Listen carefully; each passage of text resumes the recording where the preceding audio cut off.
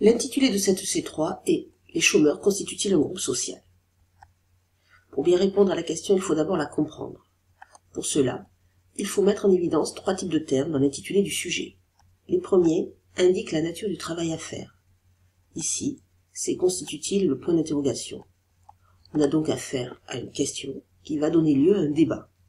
De manière simpliste, la réponse sera « oui, les chômeurs constituent un groupe social », « non, ils ne constituent pas un groupe social » ou l'inverse. Il faut ensuite relever les termes du domaine de connaissance. Ici, chômeurs. Ce sont des actifs qui n'ont pas d'emploi rémunéré et qui en cherchent un. Puis, groupe social. D'après Small, c'est une appellation sociologique pour déterminer un certain nombre de gens qui ont des relations entre eux, telles que on doit considérer ces personnes ensemble. Ainsi, un groupe social a 2 caractéristiques. Première caractéristique, il y a des échanges entre ces personnes. Deuxième caractéristique, il y a conscience d'une appartenance commune. Ensuite, il faut opérer des limitations géographiques et temporelles. Autrement dit, prendre les pays et les époques qu'il faut traiter dans le sujet. Ici, il n'y a pas de bornage explicite. En revanche, on peut faire une délimitation implicite, c'est-à-dire n'utiliser que les pays qui connaissent le chômage, par exemple la France aujourd'hui. On peut alors reformuler le sujet. Par exemple, les personnes sans emploi forment-ils un groupe social? On se posera alors 2 questions. Les chômeurs ont-ils des interactions entre eux? Ensuite, ces chômeurs ont-ils une conscience de leur appartenance commune? Il faut ensuite mobiliser les connaissances nécessaires à la réponse. On peut alors se référer à 2 autres concepts que l'on a vus dans le thème sur le groupe social. D'abord, l'agrégat physique. C'est un rassemblement d'individus, un espace donné, qui ne partagent a priori rien d'autre que la raison qui les pousse à se trouver à cet endroit. Puis, la catégorie statistique. Ici, ce sont des regroupements créés par le statisticien à partir de points communs. Et, dans certains cas, une catégorie statistique deviendra un groupe social, quand des points communs entre les individus peuvent créer des intérêts communs. On peut alors essayer d'élaborer une problématique à partir de la distinction entre catégorie statistique et groupe social. On peut ainsi se poser cette question: les chômeurs sont-ils seulement une catégorie statistique, ou bien deviennent-ils un groupe social? Cette problématique permet aussi d'élaborer une première ébauche d'organisation d'idées. On pourra d'abord se demander si les chômeurs sont une catégorie statistique, ou bien s'ils sont un groupe social. Pour répondre à la question, il va falloir des arguments que l'on va tirer en grande partie des documents. Premier document. Celui-ci apporte des informations à mettre dans les différentes parties. Le premier paragraphe et le 3e paragraphe montrent que les chômeurs sont capables de s'unir pour revendiquer, puisqu'ils manifestent. Cela montre qu'ils ont conscience d'avoir des intérêts communs, ce qui est une condition d'un groupe social. Le 2e paragraphe apporte une autre information. Ici, on se rend compte qu'être chômeur, c'est ne pas avoir d'emploi rémunéré. Ainsi, les chômeurs forment une catégorie statistique puisqu'ils ont des points communs. En revanche, comme le nombre de chômeurs est important, il est difficile d'établir des interactions. Enfin, le 3e paragraphe remet en cause la première idée.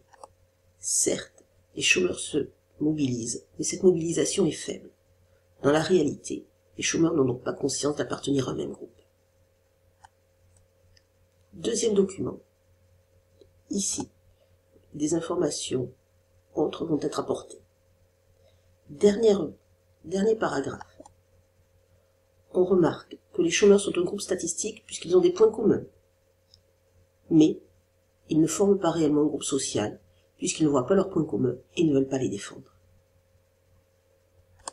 Le début du document va donc expliquer pourquoi ils ne forment pas un groupe social. Première raison, c'est le 2e paragraphe. Ils ne voient pas leurs points communs car ils sont différents. Ils ne sont pas tous dans la même situation. Certains peuvent être dans un chômage de longue durée. Certains peuvent être indemnisés ou non. D'autres peuvent avoir un espoir rapide de retrouver un emploi. Le troisième paragraphe continue à développer cette idée. S'ils ne se mobilisent pas, c'est que, même quand ils ont de points communs, comme l'a montré l'enquête de Paul Lazarsfeld, ils ne se mobilisent pas, car ils vont avoir des difficultés à se définir, à s'identifier comme chômeurs, car ce statut est un statut dévalorisé. Seuls les plus dynamiques pourraient créer cette mobilisation. Or, ceux-ci ont développé des stratégies individuelles de sortie du chômage. Troisième document, qui est une infographie qui donne les caractéristiques des chômeurs en 1996 et 2015. Ainsi, l'âge moyen du chômeur est de moins de 40 ans. On a aussi le niveau de diplôme. 29% des chômeurs en 96 avaient le bac. Le sexe. Majorité des chômeurs étaient des femmes en 1996. Mais aussi la profession avant l'entrée au chômage. 87% des chômeurs en 1996 étaient ouvriers ou employés. On peut ainsi, à partir de ce document, mettre en évidence les caractéristiques des chômeurs, à la fois en 1996 et à la fois en 2015. On remarque que les chômeurs ont des points communs, même si certains ont changé entre 1996 et 2015. Ainsi, en 1996, on peut tirer le portrait robot du chômeur. Une femme de moins de 40 ans, employée ou ouvrier. En 2015, le portrait robot du chômeur est un peu différent. C'est un bachelier de plus de 40 ans, employé ou ouvrier. On peut alors, maintenant que l'analyse des documents est finie, reformuler et organiser les idées. Dans un premier temps, on démontrera que les chômeurs sont une catégorie statistique.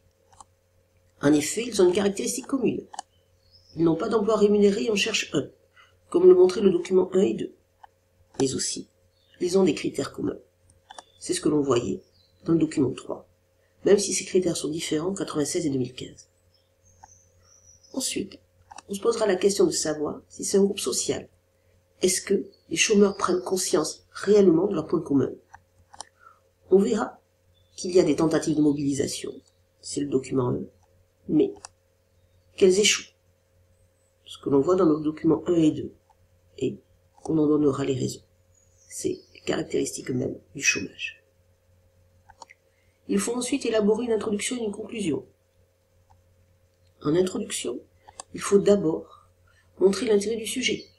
On peut prendre par exemple une information tirée d'un document, l'échec de la mobilisation des chômeurs, ou bien une idée d'actualité, par exemple le fort taux de chômage en France. De même en conclusion, il faut faire une ouverture. Cela peut être une connaissance du pour, reliée avec un autre exemple, par exemple, les jeunes forment-ils un groupe social, ou bien une idée d'actualité. Le chômage risque d'être la clé du débat politique lors des élections présidentielles de 2017.